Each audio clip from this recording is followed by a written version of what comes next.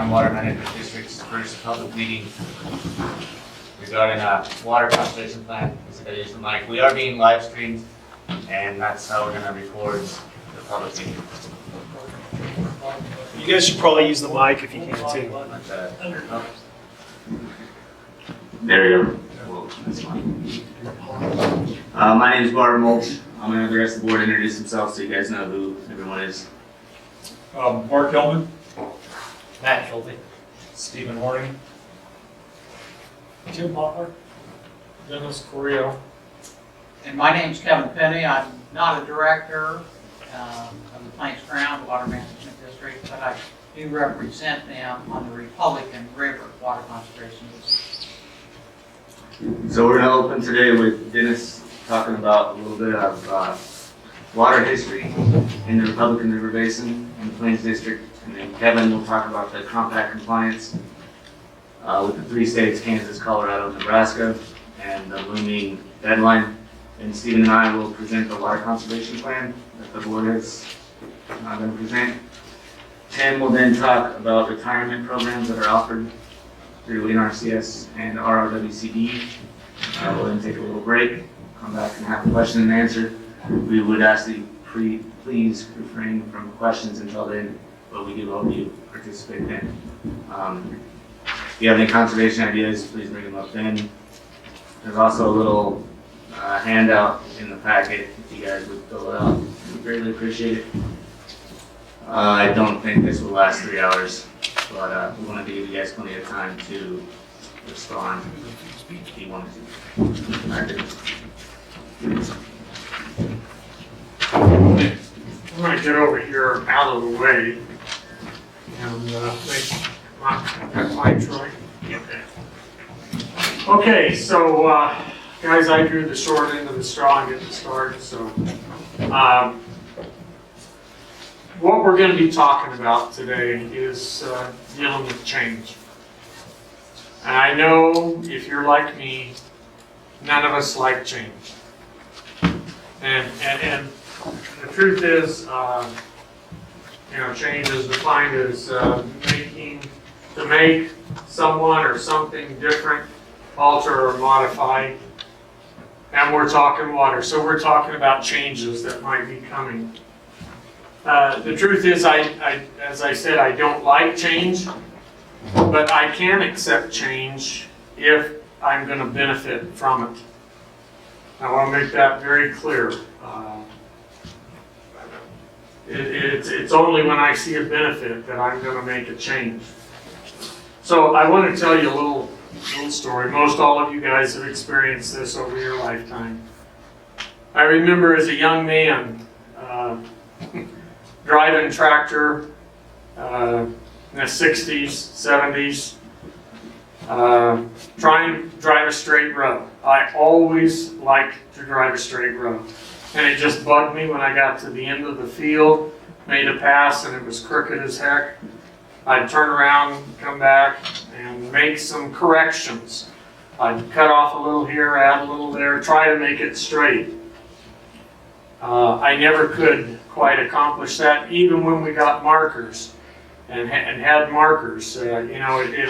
It's all operator driven. So those corrections didn't happen nearly as much as they should. So along technology's line came GPS. First part of it was light bars. I don't know how many of you use light bars or not, but I hated them. It still required you to actually steer the tractor, get to where you're going, with making the least amount of error that you could.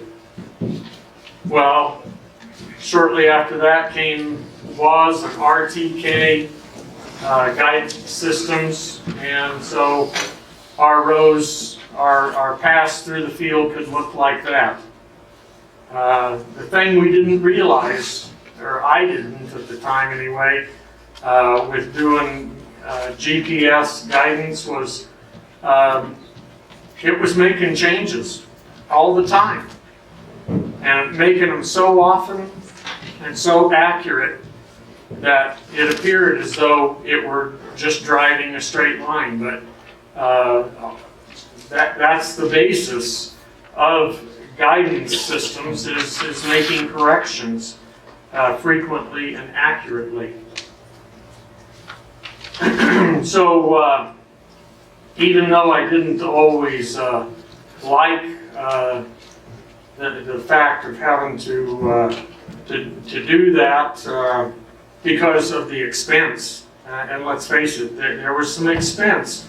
There were some drawbacks to having guidance systems, and then that basically involved paying for it. So I want to tell you another little story, and this will get, if you'll bear with me, this will get to the gist of what we want to talk about. About 1983, my family, 4 kids, and my wife headed out on a vacation. We ended up going across the eastern side of New Mexico. I don't know how many of you have driven across eastern New Mexico, but it's arid and not a lot going on in eastern New Mexico. We left Albuquerque, headed out, and the one thing I did not do, I didn't fill up with gas before I headed out. So we got out east of the mountains, and first thing I run across is this sign. Warning, no services for the next 100 miles. I knew I was in trouble because my gas tank was under half. And this was in the days of gas guzzler vehicles, and mine was a gas guzzler. So I had some decisions to make. I could either turn around and go back, and I said, "Are you kidding? I'm an American male, I don't go turn around and go back." So I was also left then with the decision I could slow down, change my rate of consumption, basically becoming almost a slow-moving vehicle on the highway.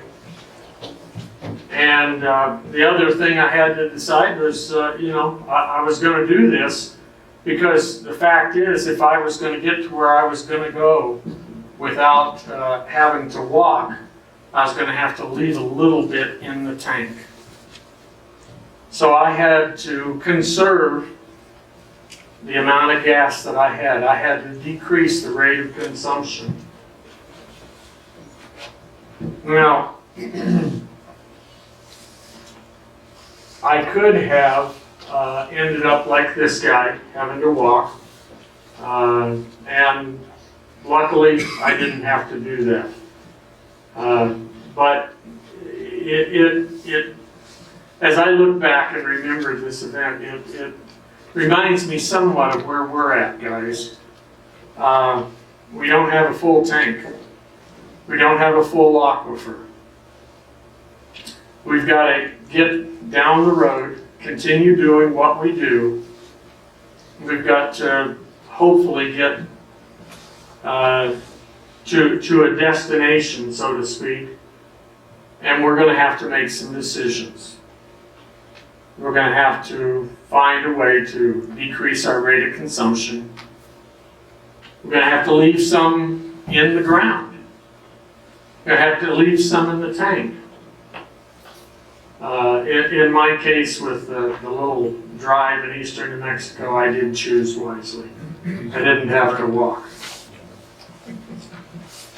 So let's face it, we make changes in the way we do things for either of two reasons.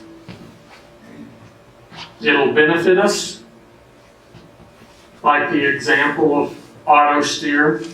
I mean, we embrace that even though there was a cost to it. Or we fear the consequences of our actions, like the example of running out of gas. There's some negative things about change as well in there. So let's take a look, if you will, at the benefits of making changes in how much water we pump from the Ogallala Aquifer. First of all, it encourages a crop rotation. Now, I don't know what kind of rotation you guys use, but having less water will encourage us to have crop rotation so that we don't always do high use crops year after year on the same ground. Another thing it'll do is it encourage us to use drought-resistant seed, both on irrigated and dry land. We don't want to get to this point at the end of the season and we've run out of water, especially in irrigated situations. We don't want to have nothing left in the tank at the end of the season.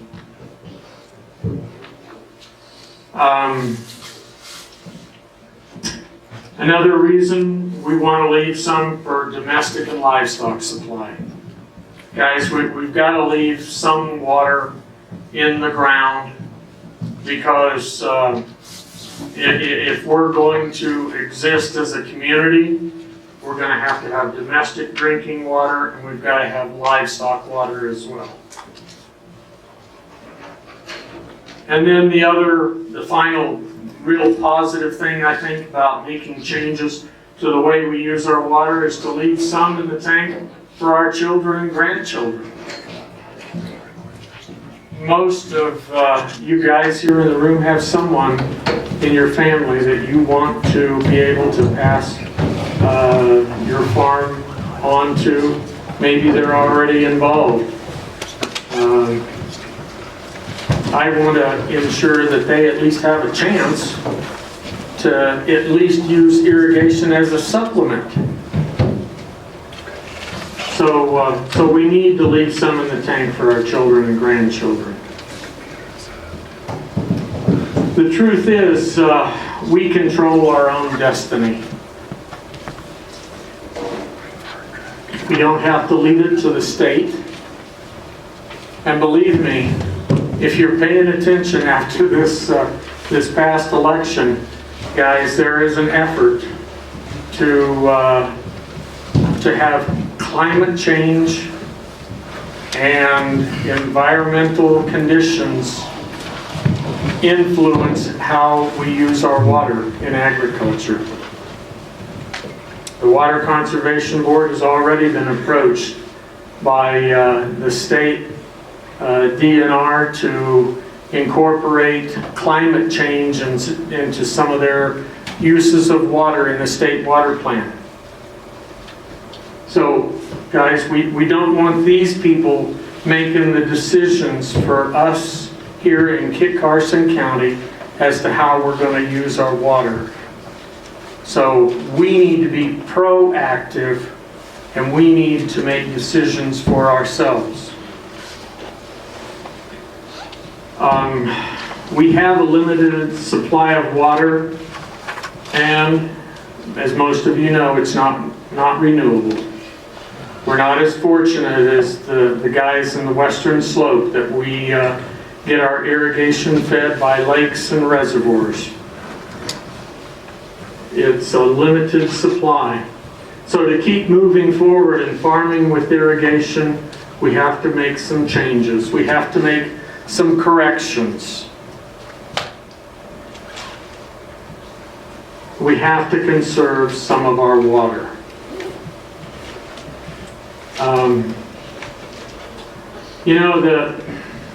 There's a phrase that has been used by some in the basin, the Republican basin, that there's an elephant in the room. Guys, the fact is, there is no elephant in the room. We've known about the fact that we were going to have to make some changes to how much water we use since 2004. When the final settlement stipulation happened, when the whole thing with Kansas and Nebraska, we've known about that since then.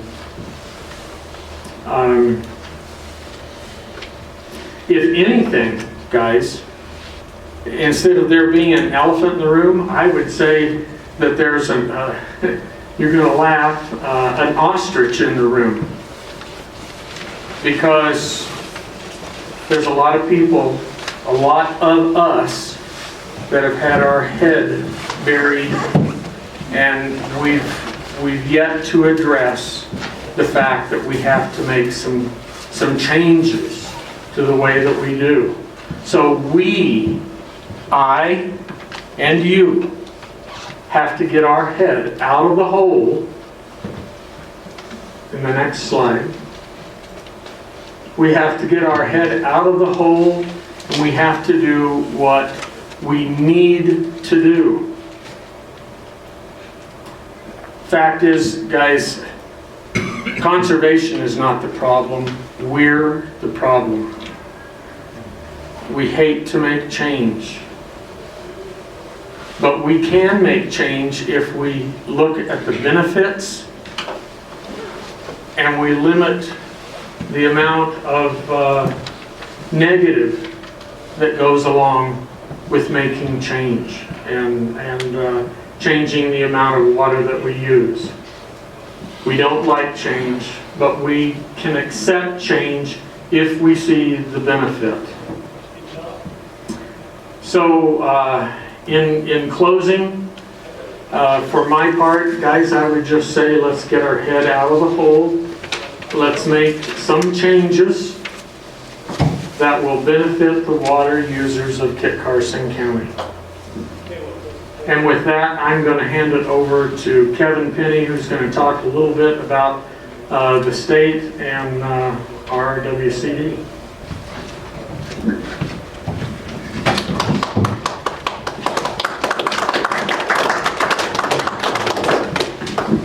Thank you, Dennis.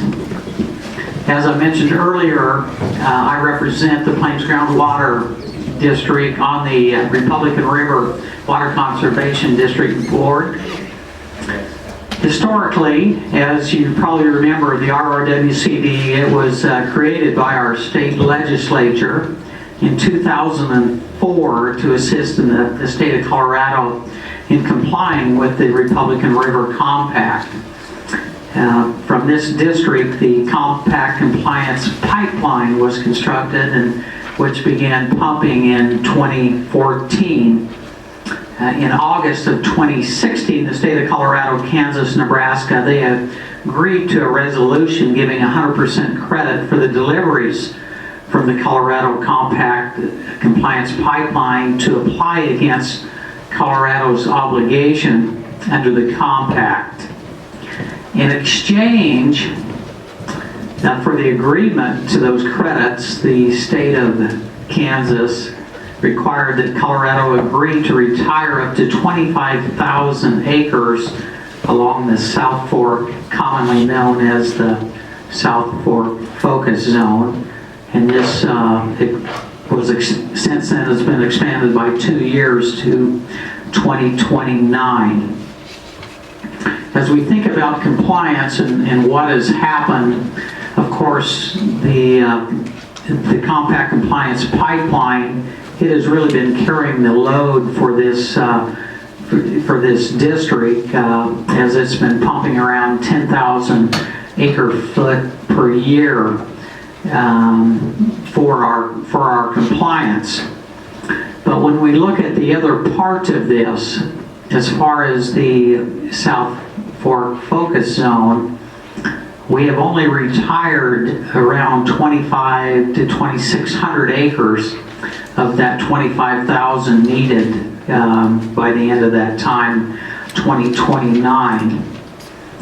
However, it does allow in that resolution that Colorado may submit to the other states approval to reduce consumption by other means in lieu of not retiring those acres.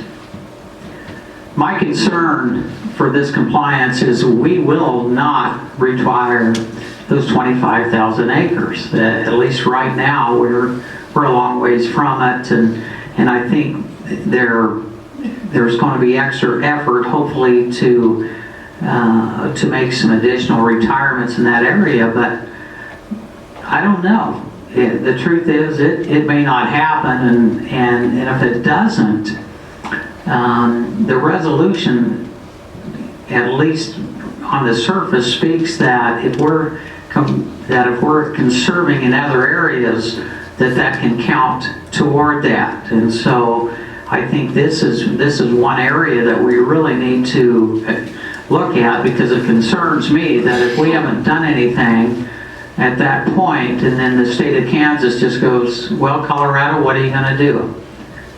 Then we may lose control over what happens. And that's a real concern of mine, that ultimately we may not, as far as being able to pump in the future, it may not be just a little bit of conservation. We could possibly be stopped.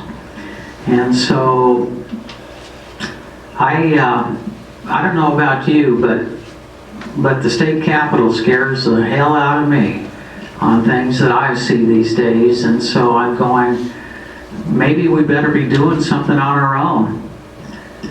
We've talked about conservation. I mean, I think about, in my career of irrigating, this subject, we've talked about it many times. I've been in the same room as many of you that we've talked about it, and the truth is, I've never wanted to do it. And maybe being transparent, I still don't really want to do it. But to me, it's like, now is the time. Now is the time that if we're going to control our own destiny, that we better be doing something. And I even get thinking that, you know what, am I just going to leave my son without that? And as far as the livestock, a couple of years ago, we was having a problem with a well at the feedlot. I called Wayne Parrish to see if he'd come out and help us out. And Wayne's first question for me was, well, are you out of water? And that was kind of a shocker to me.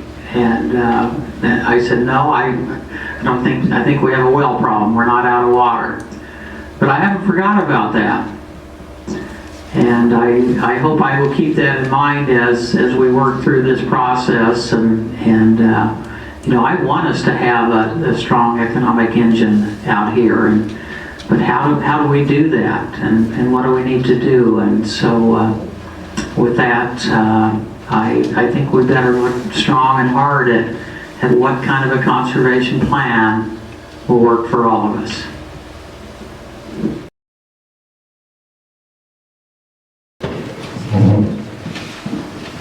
So is this pretty well in stone? No, it is draft everywhere. That's why we asked you guys to all come with one input. So we can just make our own changes? We're gonna try and find something that everybody will agree upon. He probably won't listen to you anyway. Yeah, I did ask for an advisory council and would still appreciate one. This might be the closest thing we get to one, so you guys' input here tonight will dictate where we're heading. This is the direction we're heading unless we get different from you guys. I got one phone call on the advisory committee. Is there a set goal of reduction that you guys are after, like 4, 5, 10%? Nope. So from your plan, it looks like you're figuring about a 4% reduction? Yeah, I mean, it wasn't what we set out for. We just kind of put the numbers forward and that's where it came out. Now, is this connected to historic use on your water? Somebody's conservative? The only place it's going to come down to historic use, right, guys, is on the protection of the individual structure we're trying not to hit the big wells too hard that are in a smaller township allocation. But no, we didn't want guys going out and pumping galore. And that's also why we will continue to use back data so that we don't get protection of acres. Comment that I would make, it's Ron, right? Ron, Grant? Ron, one of the things that I like about this compared to, let's say, we were kicking around the idea of just a flat, okay, let's just reduce pumping by 20%. The problem with that is, to your point, if you've been conserving water for the last 10 years, and then we lay another layer of 20% on top of you, it's not really fair to the guy that's been trying to conserve water in the past. This is pretty much non-prejudicial because it doesn't care. It's all based on the amount of saturated thickness you have left.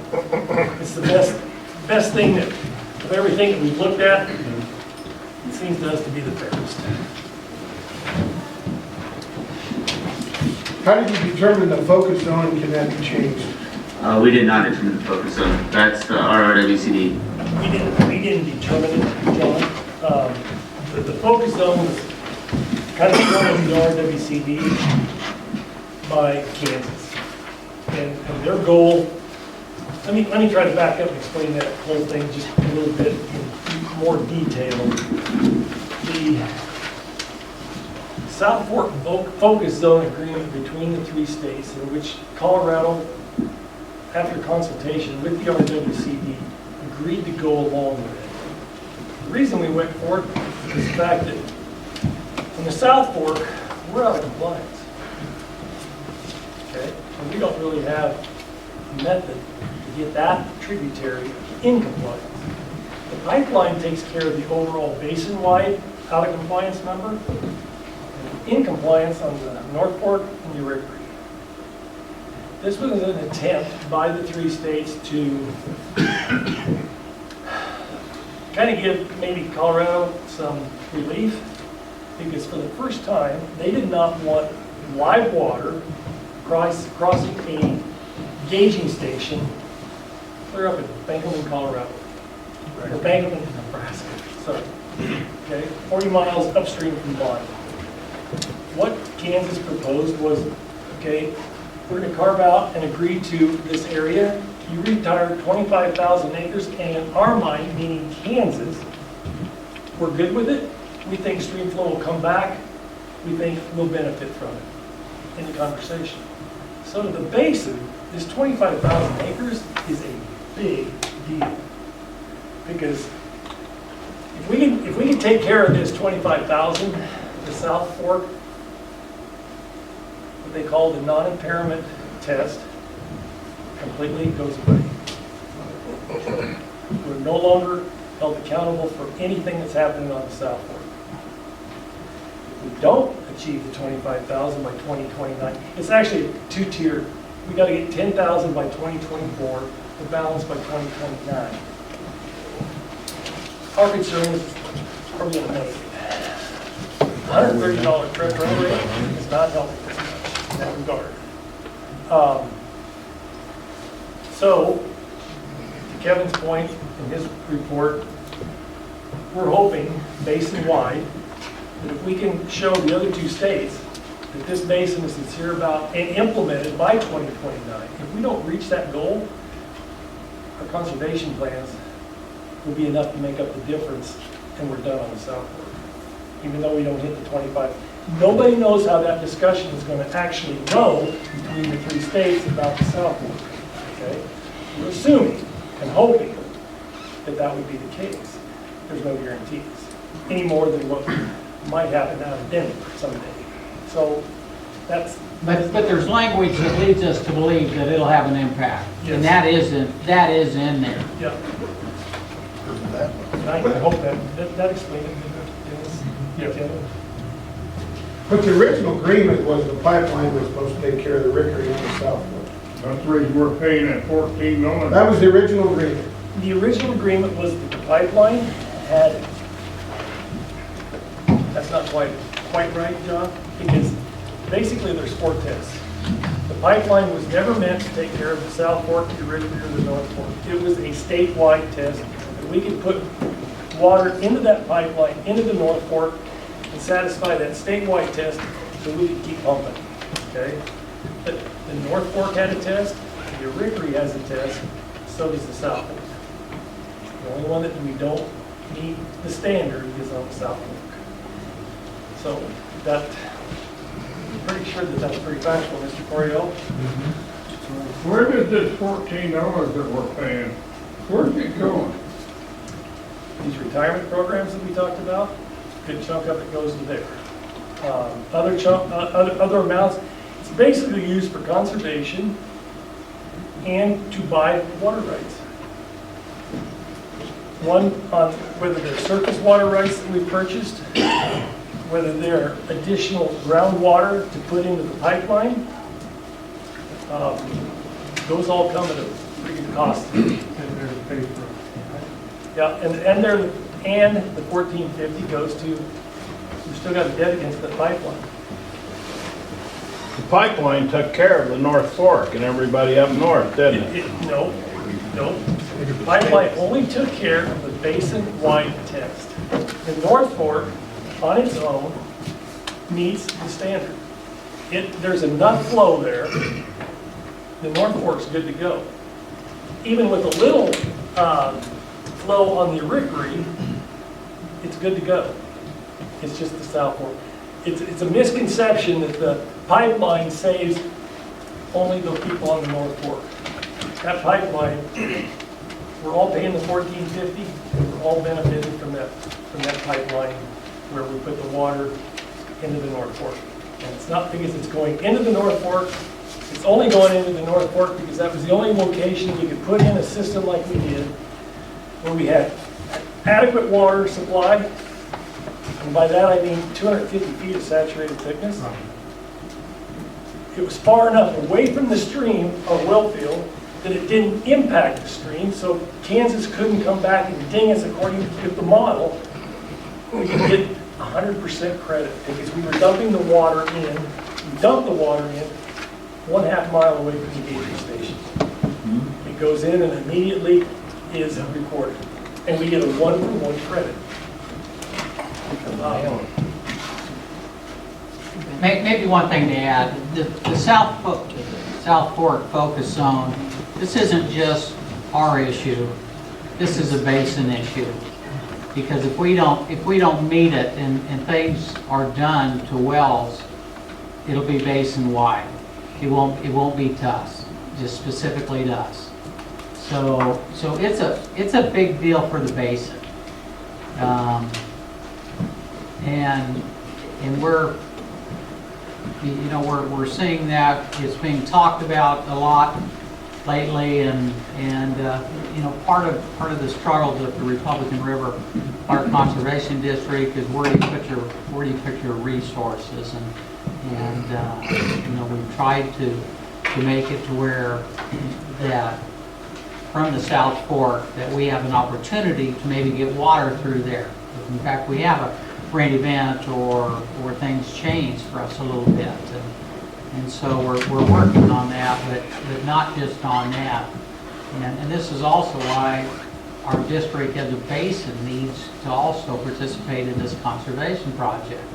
Now, we're different than some of those other districts. There's no question about that. I mean, just SARS may look different, but there's a real push that basin-wide there needs to be conservation, and so it's something that's being talked about, and we just believe that the truth is we may need to lead that, and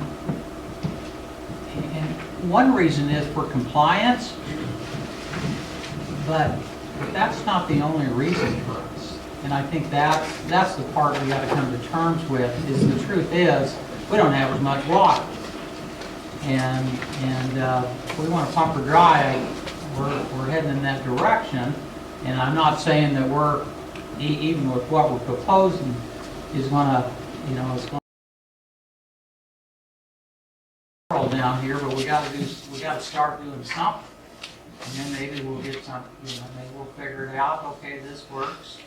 Maybe next time we can increase those percentages or decrease whatever to help us, conserve a little bit more. And, Does anybody know how many acres of irrigated is in this focus zone? Huh? It's 100,000 acres, Right, 100,000, roughly. more or less. That's a good, 25% of it. huh? Right, 25%. That's a good number. yeah, Okay. Because I've heard that number before, and they, well, we don't know for sure, but right around there. yeah. Okay. One other thing I would add about the South Fork issue is, there's a push. How many people have been on 385 at the bridge on the South Fork? You can see all the water on the west side. Well, there's a push to try to get the water through the reservoir. But the trouble is, we can only control what we've got, what we own, what river bottom we have in Colorado. But from Bonnie, from 385 to the gauging station in Bankelman, you know how many miles that is? 40 miles. We control, the state of Colorado controls less than 10. Yeah. And so, last weekend I went through Bonnie, took pictures of the inlet on the upstream of the dam. See how much water is actually going through there. You'd be surprised how much water is actually going into that inlet structure right now. I mean, it's visible. You can see water glistening out there on all the phreatophytes that are growing. On the discharge side into the spillway, it's this pitted little stream. I think this group here could probably put more in there than this, what's actually going through. I drove from there I went up to 36, went to St. Francis. I wanted to see what the South Fork was doing at St. Francis. I was there the week before. Don't ask me why I do that. You don't want to know. But anyway, from 1 week, I was surprised. I was amazed how the water, because of the weather events we've had recently, how it had increased in 7 days' time. So I thought, okay, I'm going to go over to Bird City, whatever it is, and straight north to Bankelman, because that's where everything comes together. The Rickery drops into the North Fork, and at Bankelman, there's the North Bridge is the South Fork of the Rickery, and the South Bridge is the South Fork. I think I said that right. The gauging station on the South Fork, even though there was probably 2 or 3 CFS going through the bridge at St. Francis, zero. Dry creek bed, nothing there. And you should have seen the flow on the North Fork. It's crazy, crazy big. But it just demonstrates that the South Fork issue, if we can capture the 25,000, it's huge. Especially when you think there's a 40-mile stretch from Bonnie to Bankelman where the gauging station is, and we don't control it. Why not move the gauging station? Well, that's, See, you don't know how many times that subject has come up in Put one discussion. in and tell Kansas this is what it reads. Come and read it. I get it, I understand that, but That's not how the model. to change that, There you go. we have to change the compact in any one state. In order to change the compact, all 3 states have to agree. Our attorney explains it in farmer terms. Nobody is going to agree to open it if they run the risk of losing something. Nobody would do that. Well, that's why we don't change it. It is what it is. There are some benefits to Colorado having a gauging station, but it's extremely, it's all model related. Yep. I don't want to even go into it. The gauging station at Bankelman, to show how it did benefit us, in August, up in the, below the gauging station on the North Fork, there was a major storm event. I mean, I don't know how much rain fell up there, John, fair amount, yeah.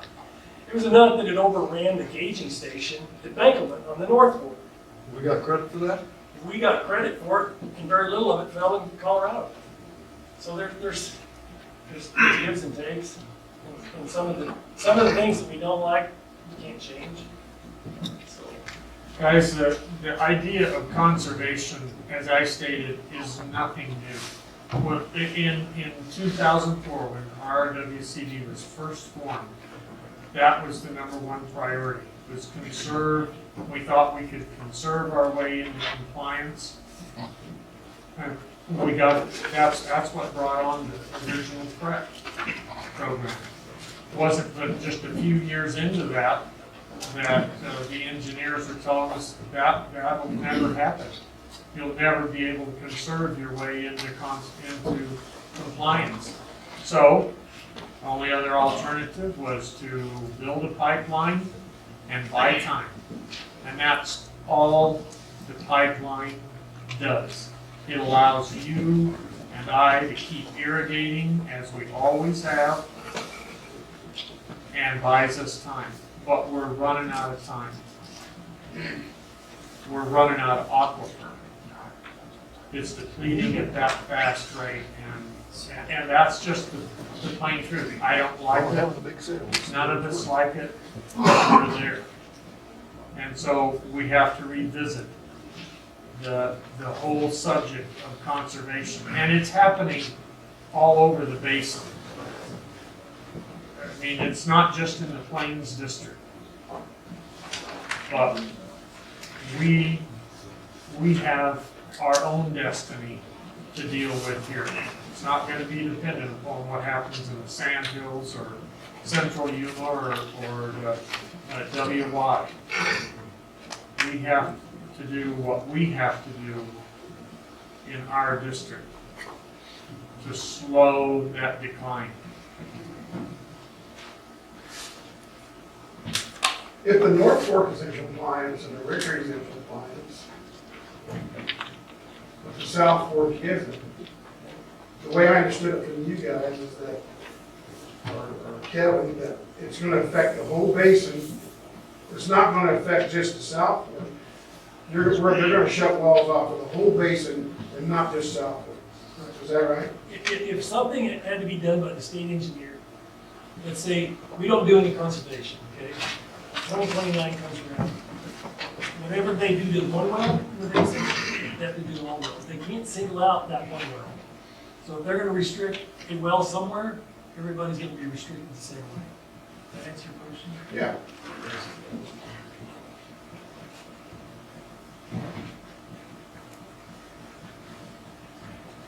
You know, it's, this conservation deal has changed. And the change happens overnight, right? We all agreed. We have a public hearing for the final time to get your approval on a document that's probably gonna be about 8 thick. And right now, we've got this much. We've got a long way to go. That's gonna be an immediate change to the way we do business. But there's enough of us in this room that remember the way it was way back when. When Barry was raising a lot of sugar beets for his family. A lot more corn being raised. There wasn't so much the rotation of crops. There's a reason we have rotation of crops, right? We eat often as much as we used to. So there's been a change going on, but it's acceptable because I'm not out of water. Nobody really cares about the neighbor that's just without water because I still got water. Nobody really cares until it's their turn. This is just an effort to figure out a way to buy us some more time. And I think by our admission, this is just such a crude start. I mean, it's Bart and Stephen, we owe them a lot of kudos because they put all this together. We've had a lot of input, but they're the ones that actually have put all this together. I couldn't do this. Stephen did that. Bart has a lot of thought process that he's put into it. And these younger guys need to be applauded for their willingness to, it's their future too. And for them to be as aggressive, and I really applaud this board's effort in this regard because one of the things that kind of drives it is we don't want to leave any stone unturned, so to speak. And we want to be fair. Everybody's got to kind of feel the hurt a little bit. If they choose not to, there's these voluntary programs to retire. I don't know. You know, I drive by Bonnie Dam all the time, and what's going on in Bonnie Reservoir, and there's hundreds of thousands of trees that grown up, they're 60 feet tall. That river dries up into June, there's no water comes through there, but nobody's doing anything about all those trees. And you know as well as I do, they're drinking thousands and thousands of gallons of water a day. But the Colorado Parks and Wildlife don't do anything. The Bureau of Reclamation don't do anything. So how do we get, when do they start their conservation? John, we're working with,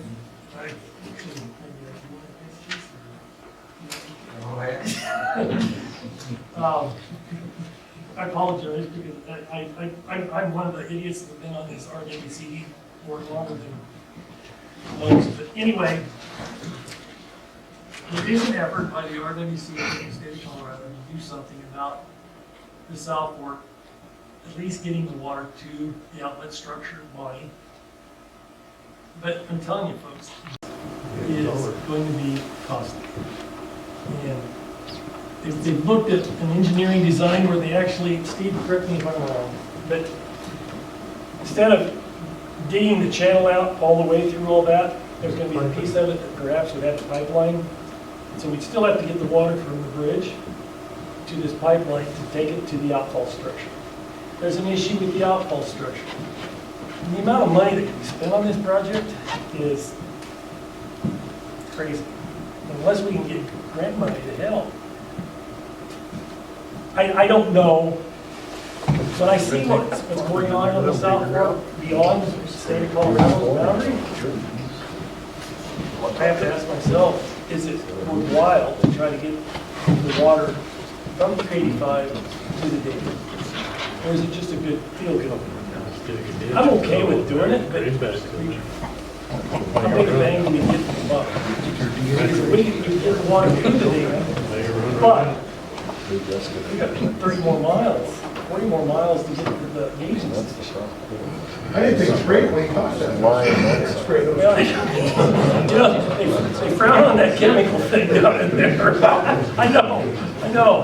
I think we don't chip in, we don't chip in. We'll shut that recorder off right now. If you want to make any further statements on that. But you really think that 25,000, if you were to shut down 25,000 acres, that would hit Kansas? It would stop. In 2030, we wouldn't be addressing it again. On the South Fork, we get 25,000 acres. Here's the caveat that very few of the public understand. We agreed to retire 25,000 on the South Fork, okay? That's a given. What most people don't understand is there's a lot at risk for the state of Kansas in this agreement. And that is, we're going to shoot for this, okay? If we don't make it, Kansas is going to be very reluctant to come after Colorado too aggressively. And the reason I say that is they've got 50,000 acre feet for the Bostwick, Kansas, Steve, is that correct? 50,000 acre feet out of Harlan County Reservoir. If they want to do something to us on the South Fork, because we haven't met this 25,000, guess how we're going to vote on that 50,000 acres? We're going to say, you're done. So there's a piece to this equation. What do you mean? I didn't get I that. didn't understand that either. Yeah. What's the 50,000 in Harlan? How do we control that? There's an agreement between the three states. We agreed to retire 25,000 acres on the South Fork. We also agreed to give Kansas, and Nebraska agreed to it as well. They needed 50,000 acre feet guaranteed on their Bostwick irrigation ditch in the state of Kansas. That's fed by the North Fork. It's fed by the Republican, Right. because it's coming out of Harlan County. Everything It's is further east. It's further east. It's in Alma, Nebraska, is where this water gets taken out. And that is a big deal for the state of Kansas. And I don't think they're gonna wanna turn loose of that nugget just to play hardball with us on the South Fork, but we don't know that. But I mean, I'm just Don, saying, I talked to Don Brown a couple of years ago, and he was in on this whole deal. He was the Commissioner of Ag. right? And I was asking him, and maybe everything's changed since then, but he just said there's some negotiating on this 25,000. That's not hard. Don was, well, the part that he was referring to was the fact that because we were delayed in attempting to get started on this retirement program, Don was instrumental in going to the other two states and saying, hey, we don't have CREP, EQIP isn't a big enough tool in our toolbox, we need more time. We've lost 2 years. He got that negotiated so that, because our 10,000 acre deadline, our first 10,000 was supposed to be 2022. Now it's 2024. The total 15, there was 25,000 was supposed to be due in 2027. It's now 2021. That's the negotiation that Don Brown was talking about. That makes sense? No, but Well, I don't know, he's talking about a girlfriend, so I don't know what it is. Figuring out maybe she's left, so I don't know, maybe that whole deal's passed us by. he had a lot of inroads with, especially Kansas. He was very good friends with the Commissioner of Ag over there. Right, yeah. And the Commissioner of Ag, along with him, were influential with the state engineer's office. And they got this negotiation done. And he might have been talking about the conservation piece Yeah. that it speaks of, and I think maybe, I mean, I don't know your specific deal, but in conversation I had. He wasn't speaking in specifics, he just said, I think we'll work it out. Well, the trouble is today, I think Don understood our equation very well. Would you agree? Yeah. I'm not so sure we've got that understanding with our current Commissioner of Ag. Yeah. No, I think so. And I mean, I say that very respectfully, but I'm not so sure she gets it. Yeah. Biggest, where was she when the governor decided to have a biggin day at the expense of the beef industry in Colorado? Wasn't there somebody that? Well, she'd understand us a lot more if we're into farmer markets and organic and stuff. Maybe it's us. Well, it is. It's all- What's the process for passing this then? Do irrigators vote on it, or whole county, This everybody? is the very beginning. So, yeah, we, The way I understand it, we would have multiple stakeholder meetings like this. You tell us what's wrong with this plan, what kind of changes you would make, whatever. We'd continue to have some stakeholder meetings over the next year, maybe even further. Then, once we've got something set in place, the district board would have to have a rulemaking hearing. Based on that rulemaking hearing, then it would be published so that the general public can read it and if file any objections to it, whatever. And once that time period was up, then it would go into effect for the following year, whenever that would be. So we're probably looking at probably 23 at the earliest.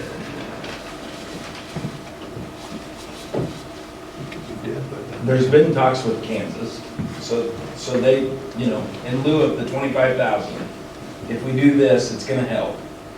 We don't know that. We don't know that. That's- We don't- So you come out, yeah, but that's why we're proposing this, because we believe that it won't be met. And it's, so it would not become, it wouldn't be, you wouldn't put it into place until you know what Kansas is gonna do. Well, not necessarily. Not necessarily. No, not necessarily, for a couple reasons. Number one, is this about helping with the compact? Yes. Is it all about helping with the compact? No. And the one thing that it does in the language, as we say, well, we don't know exactly what it'll do, The language is clear, as far as conservation, as far as it talking specifically about if you don't meet, that conservation will be used as part of the equation. And so, do we know exactly how that falls out? Maybe not, although it is clear that it's a part of it. They can't say, no, it's nothing, because it is in there. But is that all that this is about? I'm going to say no. We need to prolong our aquifer and for at least heading into that mode. And at least this way we get to decide it, plan. Okay, this is all about taking the remaining water we've got access to, figuring out how to make it all last long. So this is not about what the other districts are doing. Our impact on the compact stops at the south fork, because that's where all of our impacts hit. The fact that we don't have flow on the south fork, Plains District is responsible for a good portion of that non-flow, right? I mean, there's wells on the north side that impact the south fork, but all of our impact is reaching that south fork. So this is about, for me, this is about not the compact like Kevin said, it's about figuring out what we want to do with the water we have left for our own. I don't want to shoot the shit. So in other words, now what you need to do is to eliminate ground. You want to cut wells down and dry up the ground. That's Now, be part of it, you know. we have already put in several circles and abandoned the wells. Now we was up against the land payment limitation, so we figured we have another 500 acres we was planning on putting in. As soon as we got past that limitation, payment limitation. Because I got some ground that's going to expire. So I can go into it. But then they went and dropped this payment on it. I don't know if I want to take it. I think I might be able to just write it down. I don't know how many other people are up to get my idea. Time-wise, everybody went in 15 years ago and put a bunch of ground in. Well, now we ended up against this limitation. Well, we're 1 year off now. And but then it went and going to change the rules on it. So, we're having second thoughts about that 500 acres. Well, I mean, there's certainly risks involved. Everybody's got to look at their own situation and see whether it works for them. It's voluntary. It's just, my big concern is, could all this go away? And what I'm saying is these volunteer, financially compensated programs, the federal government, they could go away tomorrow. We don't have any control over it. And I'm not sure, frankly, whether the RWCD wants to continue forever funding retirement programs. Really? So this 25,000, you said as soon as I get 25,000, all my problems are solved. Barry, I'm just telling you what. I'm just telling you. I mean, that's your problem. I mean, you got 25,000. I get that part. Well, I get this 25,000. It's clear sailing. I get that part. I understand what you're saying. All the rest, you got the pipeline going and stuff. But you might have to bring some of that water down here. And let's call this the way it is, okay? The $14.50 we've been paying in, and pretty soon we're gonna have that pipeline paid off, aren't we? What, 5 years, 6 years? 6 years left. It's like, dang it, I should have that. Whatever, let's just call it 6 years. 2030, 2030-ish, somewhere in there. Okay, that's one thing, that's right. Whatever. We're gonna have that damn pipeline paid for those guys up north that still got water that's 300 feet deep, and we're gonna be gone. So maybe some of that money needs to come down here. I agree. I'm just throwing that out. It's 25,000. It gets everything squared away. I'm just saying, sometimes you got a big problem, you gotta throw a little money at it. Very, it's a good point, okay, but it's not something that's being ignored by the RWCD. Long term, are we gonna have retirements forever? I don't think so. But there is an issue that is trying to be addressed, that are we putting enough emphasis in financial resources on the South Fork? That's a debate we're having internally. And part of that was at the February meeting we had in this very room. That subject came up. And there is a push among some of the northern districts to do, well, for one of them, I think they're a little short-sighted. Sure they are. Well, no, listen to the full statement here. Short-sighted only by the means that they're willing to throw money at the South Fork to make it go away in lieu of doing any conservation in their district. And I think that's short-sighted. I don't care what they do. Now, I mean, up there, I still think this district needs a conservation plan because look at the numbers. Well, I can't argue that point. I mean, it just makes us look better. I mean, for the environment, whether we like it or not. Yep. Okay, gotta make us look better. Okay, we're putting a lipstick on a pig, or whatever you want to call it, okay? But I am sure glad to hear that those guys, if we don't get this 25,000 acres resolved, they're in the same boat as us, right? It's a problem. It's a problem for them. Is that in stone, or is that kind of, well, we'll be in it, and then when we get there, they won't be? They are. They are. Well, that's good. The rules that the state engineer just recently put in place basically say that we're all in this together. Whether they want to admit it or not, we're all in this together. What I do to one, I'm going to do to all. That sounds, I I'm like not going to that. carve out the Plains District. Yeah. Or I'm not going to go after folks in the South Fork focus zone. They won't do it. I don't think. They just threw out the blanket. So.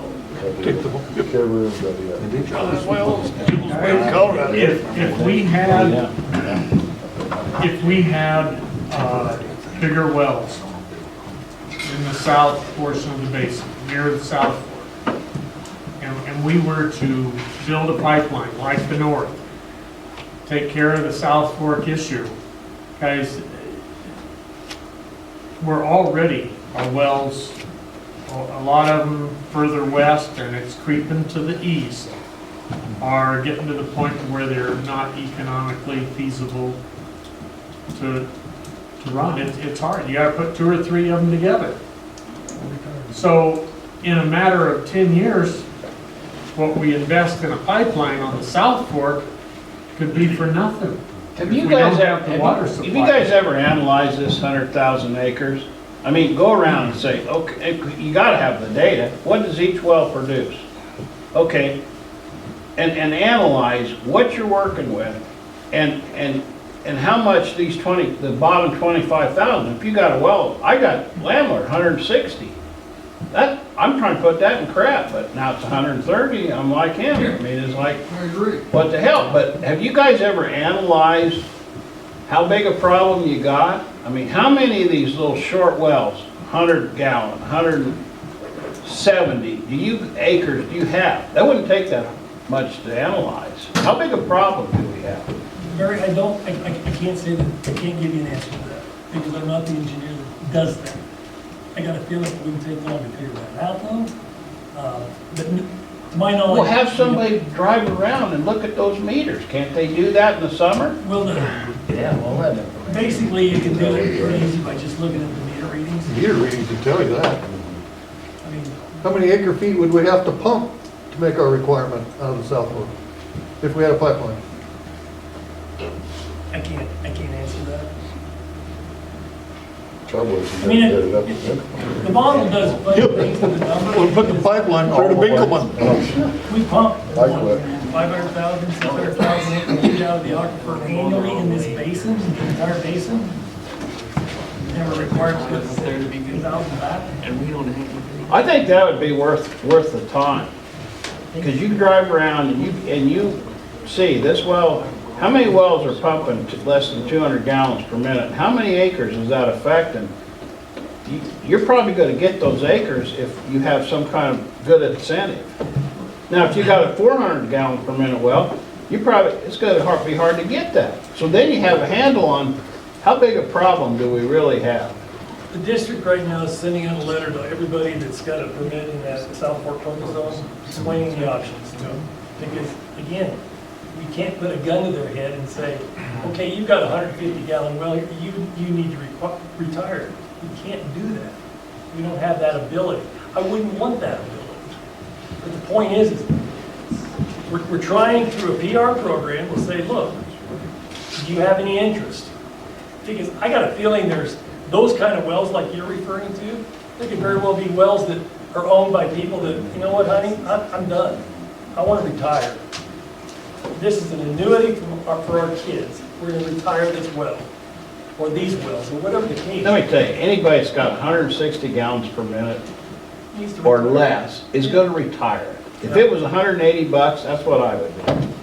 Barry, that's why this whole discussion with NAS and this whole survey thing is so important. Because when this happened again as a result of the 2018 Farm Bill, and what's bad is because of the 2018 Farm Bill, this data is going to be looked at annually to determine the rental rate for upcoming contracts. Well, I still think it'd be nice to know how obtainable is this 25,000 acres? And if you know what the bottom wells are pumping, how many acres you have like that, then you'll know how obtainable that is, how easy. We think we kind of have a handle on that. Do you? From the standpoint that, what was it, a couple of years ago, Steve, our EQIP program was a pretty big success. We spent all of our money and we had to go to the full board to get even more. When they reached the criteria of a certain amount, then people started saying yes. Yeah, as far as And the that's what he's talking about. Yeah, when you have $1,800 an irrigated acre over the life of the 5-year contract, and you get a farm it, that was the sweet spot. But that is, I don't. If we want to get 25,000, I guarantee you we can get 25,000. You offer enough money, we'll get it. That's right. Right. Yeah, I got well, 500 acres, right? Is that pumping requirement on equip? Nope. So 6 inches on prep, but not on equip. Right. But keep in mind, guys, our goal with NRCS is try to get, if you looked at that sheet that I handed out, we're paying the lion's share. We're paying 2/3 of the bill on those retirement acres. The district is reluctant to spend $1,600 or $1,200, I'm sorry, through an EQIP retirement. Look at the amount of money we spend on a 15-year contract through CREP. Really small. So with our NRCS, we're trying to get that role reversed where we pay $600, they pay $1,200, or whatever the number has to be.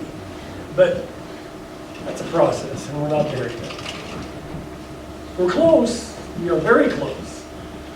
Can you get rid of the 6-inch requirement on prep? It's not our baby to get rid of. Feds. They're saying, we're not going to pay for nothing. Well, you're trying to get acres though. And if you got a 160 gallon well, you've still been there getting 120 acres.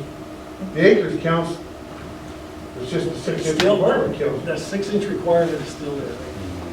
Can't help it. In the beginning, the very beginning with CREP, in 2005, 6, that's when that came into being. FSA wanted nothing to do with that. Something's changed over time, and now they're all about the water. That's why this 6-inch requirement is in there. It wasn't our deal, it was theirs.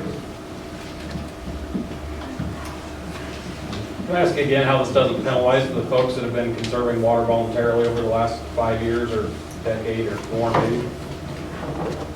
Say that again. Can I don't know if it's addressed briefly, but how does this not penalize the people who've been voluntarily conserving water? Well, we're not going off your history. I'm it doesn't reward you. I agree with that. I'm not sure how you come up with that program. If you have an idea, I'd sure like to hear it. But I'm just curious because, you know, the example here is if the well pumped 22 inches, if you didn't get penalized, you know, you couldn't get penalized more than 20%, but if you'd voluntarily say the last 5 years had a well that was capable of 22 inches or more maybe, but you voluntarily only pumped 12 to 15 because you needed it, but your neighbor pumped 22 to 24, they're gonna get 17.6 and you might get 14 if you're in a 14 zone. I agree with that. So is that something you'd like to see out of the plan? The 20% protection? I wouldn't say that I'd like to see that out of the plan, but I'd like to see a way that someone could maybe apply for a variance if they can prove they've been conserving water.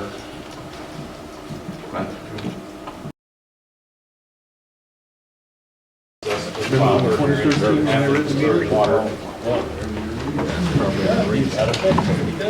That's why we're having these kind of meetings.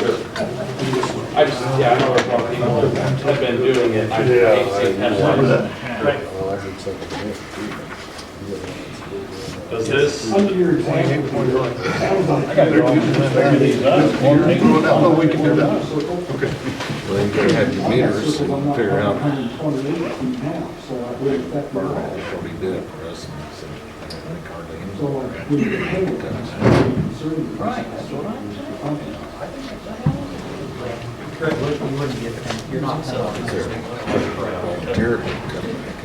you guys understand this is kind of a starting point, and I think, I hope I'm not speaking out of turn. This says draft on it, okay? So we're not sure where this thing is gonna go, but when you look at the amount of water savings that Stephen put together, one of the questions I've got to this group is that enough? Are we saving enough water? Does it need to be more restrictive, less restrictive? What? Is that a fair question?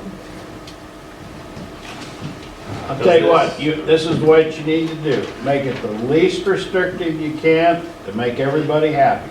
Well, that ought to be it. I'm serious. I'm serious. Isn't that what it is right now? Huh? Isn't that what it is right now? I like what you did. I can live with this right here. Pretty good. Okay? I'm just telling you, I'll go look. I'll go home and look, but right now, just off the top of my head, looks okay to me. That makes people down the road happy, then you hit the nail on the head. Okay, Barry, let me ask this. This is futuristic thinking, but 5 years from now, when we look at the numbers, based on what we did in the first 5-year period, if it's gotta be more restrictive to achieve, I forget what percentage of saturated thickness decline, where's that at? What is the number? What percentage? For our top allocation or what? Well, just over the 5-year period, for the second 5-year period, what is the acceptable amount before there's further restrictions? You know what I'm saying? We talked about the goal maybe is kind of every- that 0 to 2.5%. That's where Lima is. 0 to 2.5%. So they're a lot more strict. So the goalposts, are they gonna be kept moving? Hopefully we'll be able to determine that, right? The longer we drag our feet before we get it implemented, is that moving the goalposts?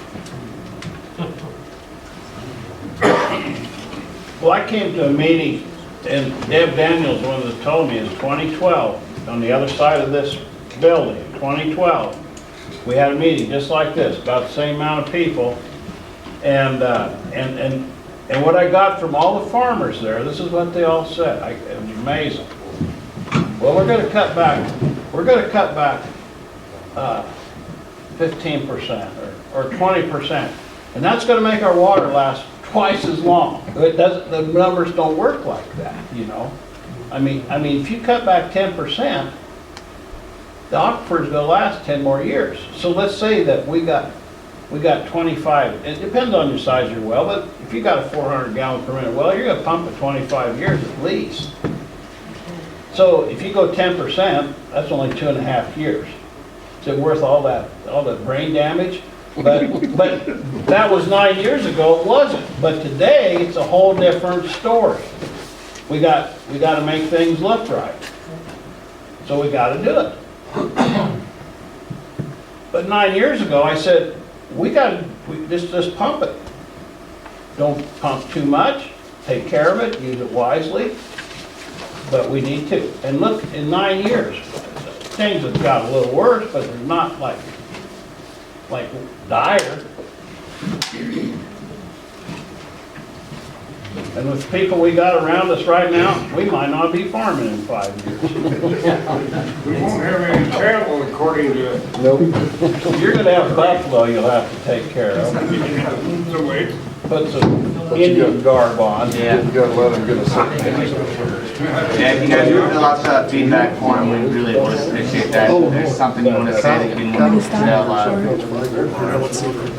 can put the email address up. Does this camp, does it affect like small and large capacity commercial wells for like feedlots and hog operations? Not at this time. Not at this time.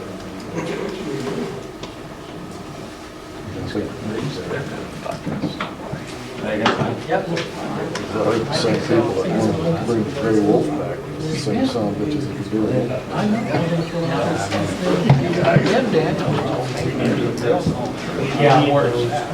Yeah. Guys, the question was, how do we measure where you collectively are as a group? We really need you to answer the questions on that handout Brownie face. and give us your real feedback. So that we can. Do we have to do that today, or do you have an email address? We'll put the, Can we fill it out? yeah, Email it to you? Yes, no. and any thoughts you have, at any point. We're trying to get your guys' input, not trying to force this on you guys.